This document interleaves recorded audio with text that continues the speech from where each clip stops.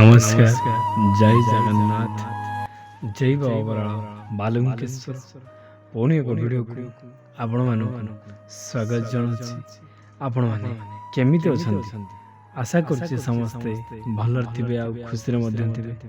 आज रे video T कहां ऊपर जाउछि आपण मान थंबनेल देखि के जानि सारथिबे, तथापि मु कहि रखुछि कहानी थी आज आख पाख जिला कोउठी भी नुह आमर ये जाजपुर जिलार 15-20 किलोमीटर बाट तांको घर गाँर नाम केबे भी कहे नहीं कि कहबी भी नहीं।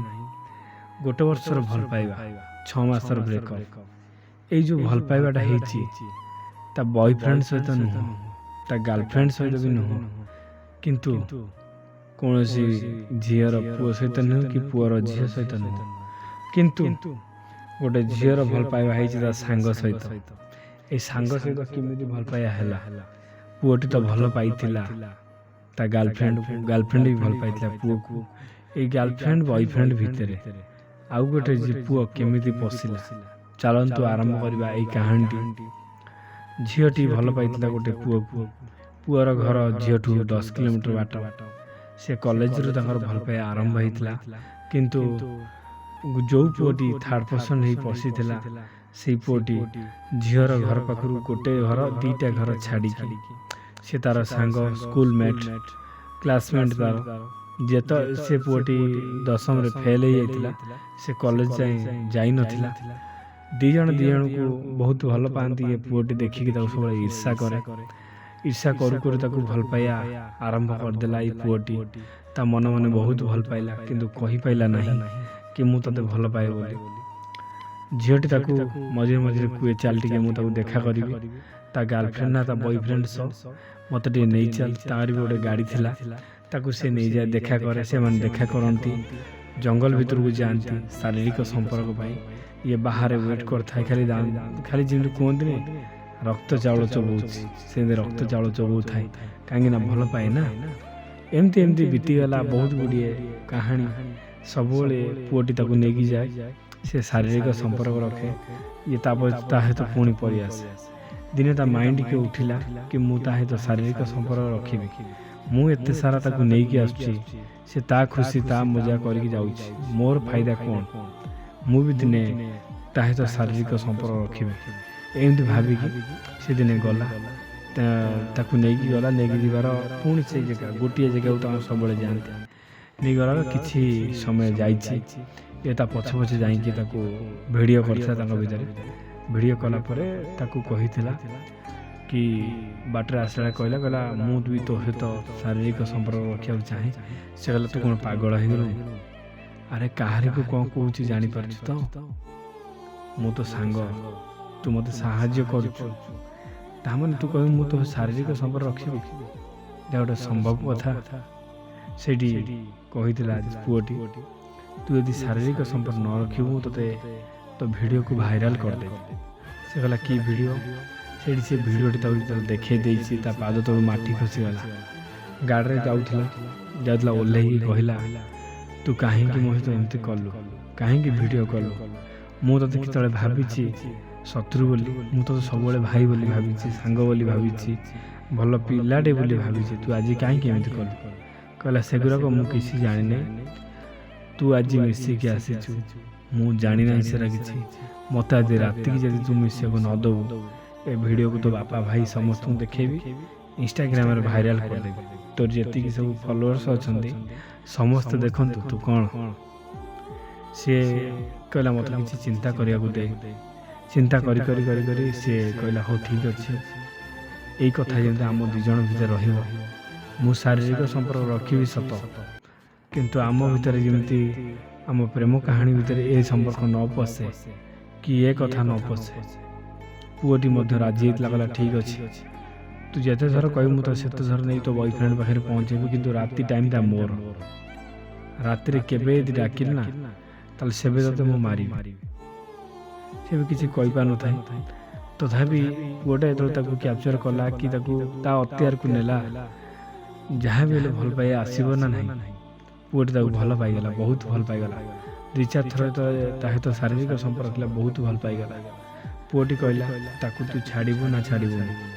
ଯଦି ନ ଛାଡ଼ିବୁ ତତେ ମୁଁ ମାରିବି। ସେ କହିଲା ନା ମୁଁ ତାକୁ ଭଲ ପାଏ, ତାକୁ ଛାଡ଼ିବି କେମିତି? କହିଲା ଆଉ ମୁଁ କ'ଣ ଭଲ ପାଏନି? ଆରେ ନାଇଁ ରେ, ଶାରୀରିକ ସମ୍ପର୍କଟା ରଖିଲି ସତ, କ'ଣ ମୋର ଭଲ ପାଇବା ନାହିଁ ନା ତୋ ପାଇଁ? ବହୁତ ଭଲ ପାଇବା ଅଛି। ତୋ ଶାରୀରିକ, ତୋ ଦେହଟାକୁ ସିଏ ଉପଭୋଗ କଲା, ମୁଁ ସହିପାରିବି? ସିଏ କେଉଁଠି, ତା ଘର କ'ଣ, ସିଏ ବାହା ହେବ କି ନାହିଁ ମୁଁ କେମିତି ଜାଣିବି? ମୋ ମନର ମଣିଷକୁ ଯଦି ମୋ ଆଖି ସାମ୍ନାରେ ଆଉ ଜଣେ ଦର୍ଶନ କରି ଖାଇଯିବ, ମୋତେ କଷ୍ଟ ହେବ ନା ନାହିଁ? ସେଥିଲାଗି ମୁଁ ଜୋର ଜବରଦସ୍ତ ତୋ ସହିତ ମିଶୁଛି, ଶାରୀରିକ ସମ୍ପର୍କ ରଖୁଛି। ତାକୁ ଆଉ ତତେ ଆଉ ନେଇକି ଯିବିନି କି ତାକୁ ତୋ କତିରେ ଛାଡ଼ିବିନି। କିନ୍ତୁ ତା ବୟଫ୍ରେଣ୍ଡଟା ଏତେ ମାନେ ପ୍ଲେ ବୟ ଥିଲା ଯେ ୟା ସହିତ ସେ ଶାରୀରିକ ସମ୍ପର୍କ ରଖୁଥିଲା। ଖାଲି ମିଛୁଣଟାରେ ଭଲ ପାଇ ହେଉଥିଲା, ରଖୁଥିଲା। ସେଇଠୁ ତାର ଯେତେବେଳେ ନଗଲା ତାକୁ ସୋଦାସୋଦି କରିକି ତାକୁ ବ୍ଲକ୍ କରିଦେଲା। କିଏ ନା ତା ବୟଫ୍ରେଣ୍ଡ। ଯେତେବେଳେ ବ୍ଲକ୍ କରିଦେଲା, ଝିଅଟି ବାଧ୍ୟ ହେଲା ତା ସାଙ୍ଗକୁ, ନିଜ ସାଙ୍ଗକୁ ଭଲ ପାଇବା ପାଇଁ। ଆଗ ପଛ ଚିନ୍ତା ନ କରି ତାକୁ ଭଲ ପାଇଲା। ଭଲ ପାଇବାର ସବୁଦିନେ ଶାରୀରିକ ସମ୍ପର୍କ ରଖନ୍ତି। କେବେ କେବେ ଯଦି ହୁଏ ନ ହୁଏ ଠିକ୍ ନାହିଁ, କିନ୍ତୁ ସବୁଦିନେ ଶାରୀରିକ ସମ୍ପର୍କ ରଖନ୍ତି। ପୁଅଟି ମଧ୍ୟ ତାକୁ ବହୁତ ଭଲ ପାଉଥିଲା, ଝିଅଟି ବି ଭଲ ପାଉଥିଲା। ପୁଣି ପୁଅର ଜୀବନରେ ଏମିତି ଏକ ପ୍ରଶ୍ନ ଆସିଲା, ଯେଉଁ ପ୍ରଶ୍ନ କି ଭାବିଲା ମୁଁ ଯାହାକୁ ଆଜି ବାହା ହେବା ପାଇଁ ଚାହୁଁଛି ସେ ଆଉ ଜଣେ ତାକୁ ସବୁବେଳେ ଧର୍ଷିତା। ସେ ଗୋଟେ ଧର୍ଷିତା, ମୁଁ ତାକୁ ମୋରି ନିଜ ବାଇକ୍ରେ ବସେଇ ନେଇ ଛାଡ଼ିକି ଆସେ। ମୁଁ ତାକୁ ବାହା ହେବିନି, ମୁଁ ତାକୁ ବାହା ହେବି ନାହିଁ। ତା ସହିତ ଶାରୀରିକ ସମ୍ପର୍କ ରଖିବି, ତାକୁ ମାରଧର କରି ତାକୁ ଛାଡ଼ିଦେବି। ଏମିତି ମଧ୍ୟ ସେ କଲା। ମିନିମମ୍ 3 ବର୍ଷ ସେ ପୁଅ, ତା ସାଙ୍ଗ ତା ସହିତ ଶାରୀରିକ ସମ୍ପର୍କ ରଖିଲା ପରେ ତାକୁ ଛାଡ଼ି ଦେଇଥିଲା।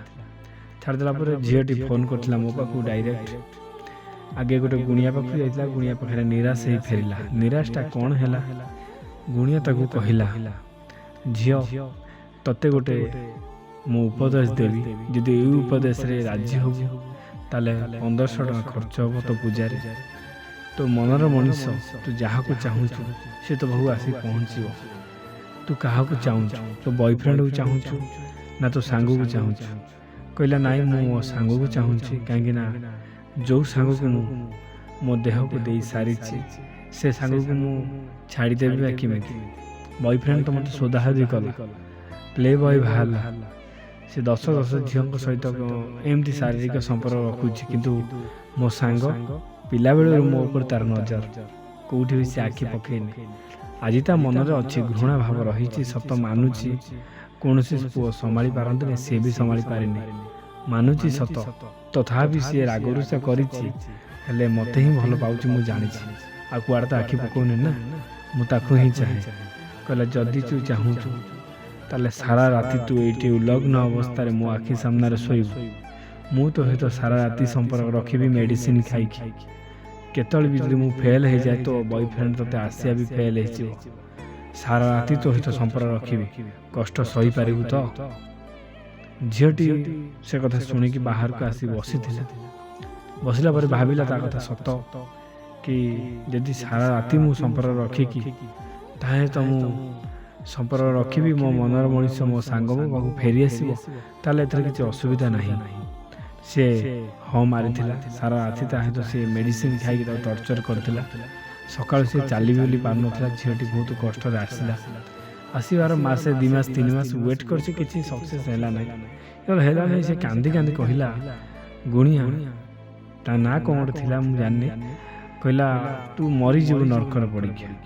ଗୋଟେ ସାଧାରଣ ଝିଅର ଇଜ୍ଜତକୁ ତୁ ନେଇଯାଉଛୁ, ଝିଅର ଇଜ୍ଜତକୁ ତୁ ମାଟିରେ ମିଶାଇ ଦେଉଛୁ। ଝିଅର ଇଜ୍ଜତକୁ କ'ଣ ଭାବୁଛୁ? ତୋର ବି ଗୋଟେ ଝିଅ ଥିବ ନା। ସାରା ରାତି ମୋ ସହିତ ଉପଭୋଗ କଲୁ, କିନ୍ତୁ କିଛି ଲାଭ ହେଲାନି। ମୋତେ ଠକିକି ନେଇକି ମିଛ କାହାଣୀ କହିକି ମୋ ଦେହକୁ ଉପଭୋଗ କରିଦେଲୁ। ମୋତେ ଫୋନ୍ କରିଥିଲା, କହିଲା ଭିତରେ ଏଇସବୁ କାହାଣୀ କହିଥିଲା, ଏଇ ଗୁଣିଆ କାହାଣୀ ବି କହିଥିଲା। ମୁଁ ତାକୁ କହିଥିଲି କି ଭଉଣୀ ଠିକ୍ ଅଛି, ବ୍ୟସ୍ତ ହୁଅନି, 100% ସକ୍ସେସ୍ ହେବ। ମୁଁ ପୂଜା କରିବି, ସମସ୍ତଙ୍କର ହେଉଛି, ତମର କାହିଁ ହେବନି? ତାର ପୂଜା ଆରମ୍ଭ ହୋଇଥିଲା। 4ଟା ସୋମବାର ହେଇଛି। 4ଟା ସୋମବାର ନୀତି ନିୟମ ପୁରା ସବୁ ପାଳିଥିଲେ। ଯେମିତି ଶାରୀରିକ ସମ୍ପର୍କରେ ଡ୍ରେସ୍ ଜଳାଯାଏ ସେମିତି ଜଳାଇଥିଲେ, ଦୀପ ନିଜେ ଜଳାଇଥିଲେ, ଅଖଣ୍ଡ ଦୀପ ଜାଳିଥିଲେ, ସବୁକିଛି ହେଇଥିଲା। 4ଟା ସୋମବାର ହେଇଛି। ତା ସାଙ୍ଗ ନିଜେ, ତା ମାଇଣ୍ଡରେ କ'ଣ ଚାଲିଲା କ'ଣ ନାହିଁ ମୁଁ ଜାଣିନି, ଭଗବାନ ତା ମାଇଣ୍ଡ ପରିବର୍ତ୍ତନ କରିଦେଲେ।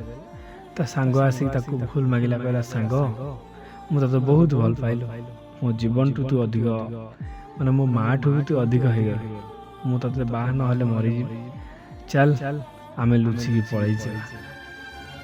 ଏଇ ଭିତରେ ବହୁତ ଗୁଡ଼ିଏ କାହାଣୀ ତାଙ୍କର ଲୁଚି ରହିଥିଲା। ଝିଅଟି ବି ବହୁତ କାନ୍ଦିଥିଲା, ବୋଉ ହୋଇ କାନ୍ଦିଥିଲା, ଏମିତି କୋଳେଇ ନେଇଥିଲା ତାକୁ କି ତୁ ମୋ ମନର ମଣିଷ, ମୋ ବୟଫ୍ରେଣ୍ଡକୁ ଛାଡ଼ିଦେଲି ତୋ ପାଇଁ। ମୁଁ ଜାଣିଲି ତୁ ମୋର ଦେହଟାକୁ ସିନା ଉପଭୋଗ କରୁ, କିନ୍ତୁ ମୋର ଖଣ୍ଡିଆ ଟିକେ ହେଲେ ନା ତୁ ସବୁବେଳେ ମାଲିସ କର, ମେଡ଼ିସିନ ଦୌଡ଼ି ଆଣି ଯାଇ ଦେଇଦେଉ, ମୋର କିଛି କ୍ଷତି ନ ହଉ ବୋଲି। ଜ୍ୱର ଟିକେ ହେଲେ ଜଗିକି ବସିଥାଉ।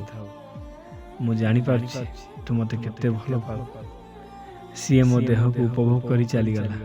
ତୁ ମୋ ଦେହକୁ ଉପଭୋଗ କଲୁ ସତ, କିନ୍ତୁ ମୋ ଦେହ ଉପରେ ଗୋଟିଏ ଖରଜ ବି ଆଣିଦେନୁ ଆଜି ଯାଏ। ମୋତେ ସୁନା ପଞ୍ଜୁରୀ ଭିତରେ ସାଇତିକି ରଖିଛୁ, ଆଉ ତୁ ମୋ ପାଖକୁ ଫେରିଆସ। ସେ କହିଲା ହଁ ମୁଁ ତୋ ପାଖକୁ ଫେରି ଆସିଛି, ସାରା ଦୁନିଆ ଦେଖିବ ମୁଁ ତୋର ତୁ ମୋର। ସେମାନେ ଯାଇକି ପଳୁଛନ୍ତି ପୁରୀ ଜଗନ୍ନାଥ ଦର୍ଶନ କରିବା ପାଇଁ। ବିବାହ ସରିଗଲାଣି, ସେମାନେ ଆସିନାହାନ୍ତି। ଭାଇ ଭଉଣୀମାନେ ତମେ ଖୁସିରେ ରୁହ, ଭଲରେ ରୁହ। ନରେନ୍ଦ୍ର ପୁଷ୍କରିଣୀ ପାଖରେ ଗୋଟେ ଲଜ୍ ଅଛି, ଯେଉଁ ଲଜ୍ର ନାଁ ହେଉଛି ସାଇ ଲଜ୍। ସେ ଲଜ୍ରେ ସେମାନେ ଅଛନ୍ତି। ଏଇଠି 3 ଦିନ ରହିଲେଣି, ଆଉ 10ରୁ 15 ଦିନ ରହିବେ। ରହିଲା ପରେ ନିଜ ନିଜ ଘରକୁ ନିଜେ ଯିବେ। ଆଉ ବାପା 2 ଜଣ ଘରେ ଜାଣି ସାରିଲେଣି, ସେ 2 ଜଣ ଘରୁ 2 ଜଣ ଫେରାର ହେଇଯାଇଛନ୍ତି ବୋଲି। ତାଙ୍କର କିଛି କେସ୍ ବାସ୍ ନାହିଁ, ଅସୁବିଧା ନାହିଁ କିଛି। ଯାହା ହଉ ଭଗବାନ ତାଙ୍କର ମଙ୍ଗଳ କଲେ। ଏମିତି ଯାଜପୁରର ଏଇ କାହାଣୀ। ଯାଜପୁରର କାହାଣୀ ଆମ ଘରରୁ 15ରୁ 20 କିଲୋମିଟର ବାଟ। ମୁଁ କହିଥିଲି ଆରମ୍ଭରୁ, ମୁଁ ମଧ୍ୟ ସେ ଗାଁର ନାଁ ଜାଣିଛି, ଯେହେତୁ ଆମ ଗାଁ ପାଖରୁ 20 କିଲୋମିଟର ବାଟ ମୁଁ ଜାଣିଛି। କାହାଣୀଟି ଆପଣଙ୍କୁ କେମିତି ଲାଗିଲା? ଆମ ଯାଜପୁର କାହାଣୀ କେମିତି ଲାଗିଲା? ଆପଣମାନେ ମତାମତ ଜଣାଇବେ କମେଣ୍ଟ ମାଧ୍ୟମରେ।